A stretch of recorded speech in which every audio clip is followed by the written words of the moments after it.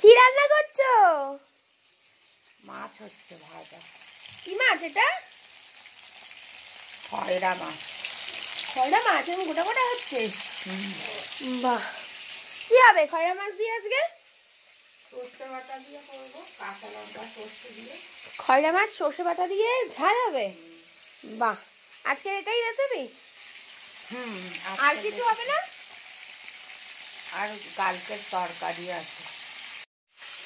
তো সকালবেলা ঘুম থেকে উঠলাম, উঠে চা ফা খেয়েছি, আর এখন দেখছি মা রান্না বান্না শুরু করে দিয়েছে। কালকে রাতে পাস্তাটা খেয়ে জাস্ট ঘুমটা দারুণ হয়েছে, তাই তো? তো আজকে করছে মা খয়রা মাছের ঝাল। আর কালকে কি তরকারি রয়েছে বলতো? কালকে মাছের মাথা দিয়ে ওই একটা চচ্চড়ি করেছিলাম। আচ্ছা, ওটা আছে। ওই কি শাকের কি একটা দিয়ে যেন ভালো হয়েছিল, ডাঁটা দিয়ে, লাল শাকের ডাঁটা দিয়ে কুমড়ো দিয়ে করেছিল, ওইটা আছে তাই তো? আর চিকেন কি আছে না শেষ? না, চিকেন নেই, চিকেন হয়ে গেছে। বাহ, খুব ভালো কথা। তাহলে আজকে এটা দিয়ে জাস্ট জমে যাবে লাঞ্চটা। আর 4 পিস মাছ আছে তাই তো? 4 পিস খয়রা মাছ ঝাল করবো। চলো তোমাদের সঙ্গে রেসিপিটা একটু শেয়ার করে নিই। কি করে ভাজছো? তেল দিয়ে নুন হলুদ দিয়ে মেখে নিয়েছো? নুন হলুদ দিয়ে মাছটাকে ভেজে নিচ্ছ তাই তো? তারপরে বাদ বাকি কি করবে? তুমি যদি লুকিয়ে লুকিয়ে করবে না, আমি কিন্তু রেসিপি শেয়ার করবো, ঠিক আছে? ঠিক আছে, চলো তুমি করতে থাকো, আমি আসছি। এখানে মশলার প্রিপারেশন করছে আমার বাপি, একটুখানি মাকে হেল্প করে দিচ্ছে। মা একটু অন্য কাজে বিজি হয়ে গেছে।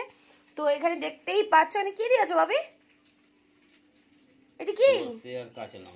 সর্ষে আর কাঁচা লঙ্কা বাটা হবে, মানে মিক্সার গ্রাইন্ডারে টমেটো এর মধ্যে দিয়ে দেবে?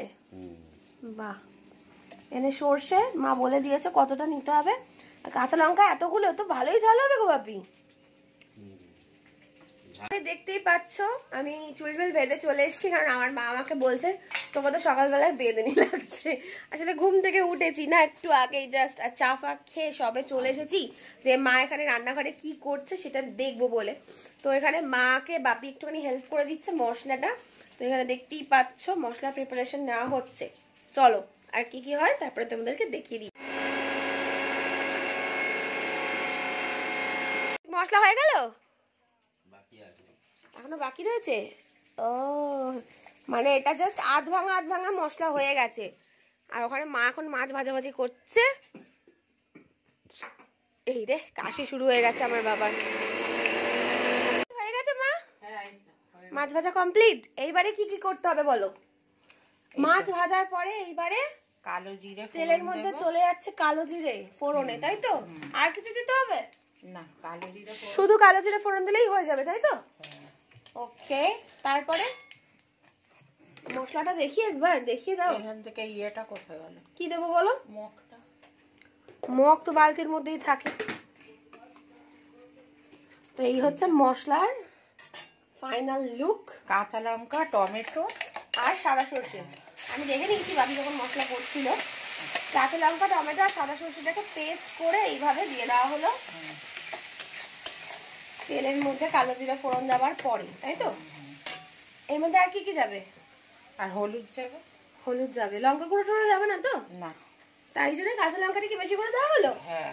ওকে, এবার চলে যাচ্ছে হলুদ গুঁড়ো পরিমাণ মতন, তাই তো? একটু চিনি দেবো, অল্প চিনি দেবে। হ্যাঁ, আর নুন। নুন চিনি পরিমাণ মতন, হলুদটাও অল্প করে দেওয়া হলো। লঙ্কা গুঁড়ো এর মধ্যে যাবে না, কারণ কাঁচা লঙ্কাটাই বেশি করে দেওয়া হয়েছে যাতে ঝালটা পরিপূর্ণ হয়ে যায়, তাই তো? ওকে, ওয়াও। এবার এটাকে ভালো করে নাড়াচাড়া করে নেওয়া হচ্ছে।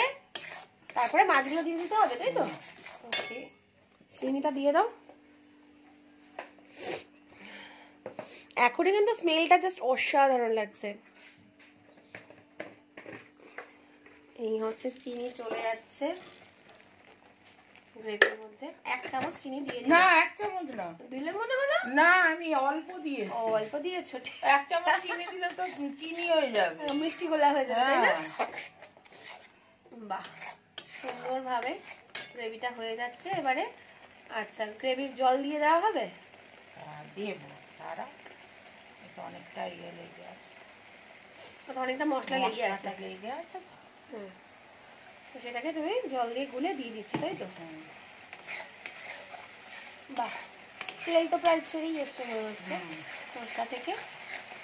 এটা খুব সুন্দর লাগে খেতে, এইভাবে করলে না মাছটা দারুণ লাগবে তাই তো? ভালো লাগে। এমনি এই মাছটা খয়রা মাছটা ভাজাও খাওয়া যায় তাই না? খিচুড়ি টিচুড়ি দিয়ে দারুণ লাগবে। হ্যাঁ ভাজা খাওয়া যায়। হ্যাঁ কারণ বড় খয়রা এটা। হ্যাঁ বাহ, মশলা থেকে দেখতেই পাচ্ছ তোমরা তেল ছেড়ে গেছে, দেখে বোঝা যাচ্ছে। এবারে এই জলটা দিয়ে দেবে, মানে মশলার বাটিগুলা জলটা দিয়ে দিল এর মধ্যে তাই তো? জলের বাটিটা ধোয়া, জলটা দিয়ে দিল, জলটা দিয়ে দেওয়া হলো। এবার এটা একটু ফুটে উঠবে, তারপরে মাছটা দিয়ে দেবে। মাছটা দিয়ে দেবে। ওকে, তাহলে ডান হয়ে যাবে। বাস, চলো ওটা মশলাটা ফুটে যাক, তারপরে আবার আসছি তাই তো? বললে বেদনির মতো লাগছে, মানে ঠিকঠাক লাগছে নাকি? চুল টুল বাদ দে। ঘুম থেকে উঠলে তো সবাইকে বেদনির মতনই লাগে।